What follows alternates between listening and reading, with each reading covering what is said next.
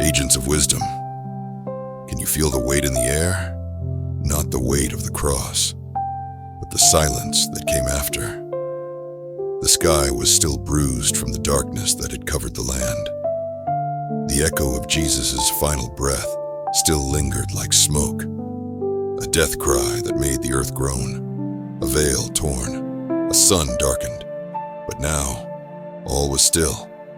Joseph of Arimathea, a secret follower, stepped forward, not with pride, but trembling courage. He approached Pilate, voice unsteady. "Let me have his body." The Roman centurion gave a silent nod, and just like that, the lifeless body of Jesus was released into Joseph's care. No protest, no delay. The King of Glory handed over as if he were just another man. Slowly, carefully, the corpse was lowered, the crown of thorns still pressed into flesh, blood stiff on his back. The king who once walked on water, now wrapped in linen like any man. Mary stood nearby, motionless. Not a scream, not a tear, just silence. "It can't end like this," she whispered. "He was supposed to be the one." They placed him inside a borrowed tomb, not fit for a king, but even in death, he fulfilled prophecy. Isaiah 53:9. He was assigned a grave with the wicked and with the rich in his death. As the stone rolled shut, it sounded like finality. Hope was sealed in. Light, swallowed by rock. The disciples, hiding. The women, grieving. Heaven, holding its breath. Because what man thought was the end was only the end of what they could see. The clock had started. Day 1 of resurrection power. And the earth responded. The moment heaven released resurrection power, the ground itself couldn't stay still. The stone beneath the garden grave began to tremble. Small at first, like breath before a cry. Then the world shook. A holy quake cracked through the silence of early morning. This wasn't nature. It was glory in motion. Matthew 28:2. And behold, there was a great earthquake, for the angel of the Lord descended from heaven. A blinding light cut through the clouds like a sword. A figure descended, not floating, not gentle, but commanding. His appearance, like lightning. His robe, white as eternity. The guards at the tomb, armed, trained, fearless, were undone in seconds. Matthew 28:4. And for fear of him, the keepers did shake and became as dead men.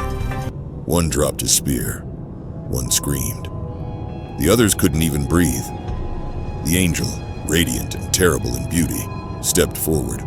With one hand, he rolled the stone, not to let Jesus out, but to declare, he's already gone. Resurrection power didn't wait for witnesses. It moved ahead of man, ahead of proof, ahead of belief.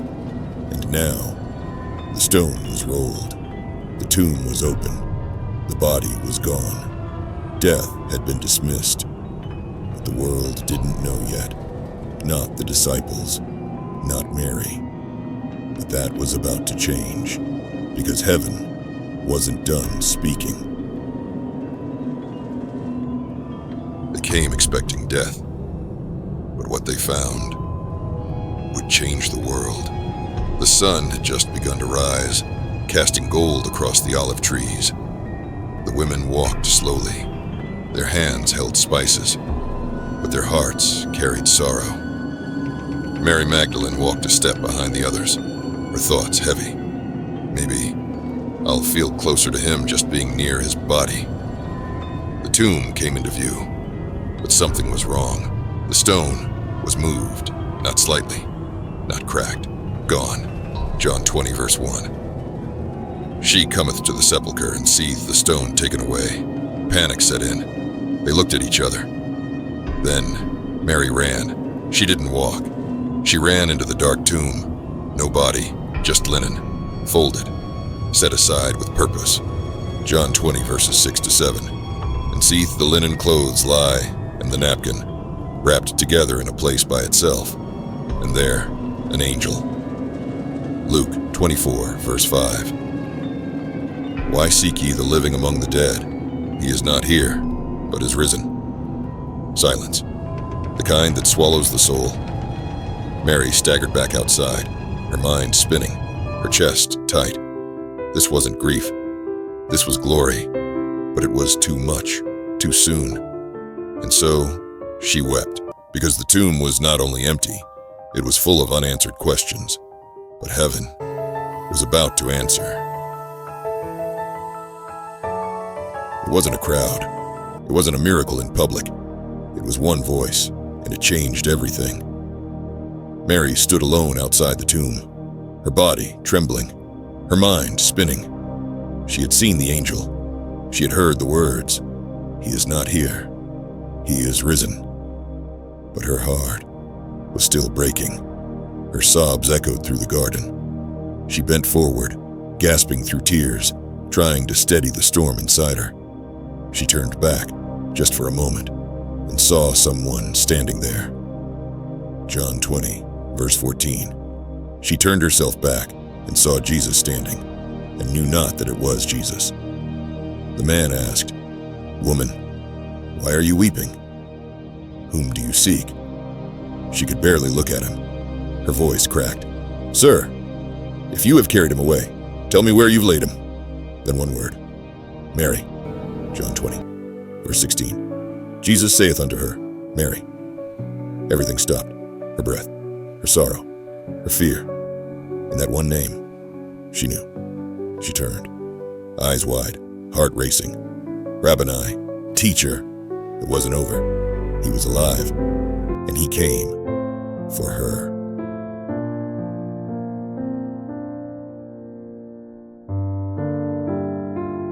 Of all the people he could have chosen to reveal himself to first, he chose Mary, not Peter, not John, not the 12th. Mary, the one who stayed, the one who wept, the one who still believed. John 20, verse 16. Jesus saith unto her, "Mary," one word, spoken with love, spoken with power, spoken with recognition. She turned, tears still on her cheeks, but everything changed. "Rabboni!" It means, "my teacher." But it meant more than that. It meant, "You're alive. I knew you would come back. My soul is not alone." She reached for him, but Jesus stopped her. John 20, verse 17, "Touch me not, for I am not yet ascended to my Father." Not rejection, but revelation. He was no longer just her rabbi. He was the risen Son of God. Then he gave her the mission. John 20, verse 17.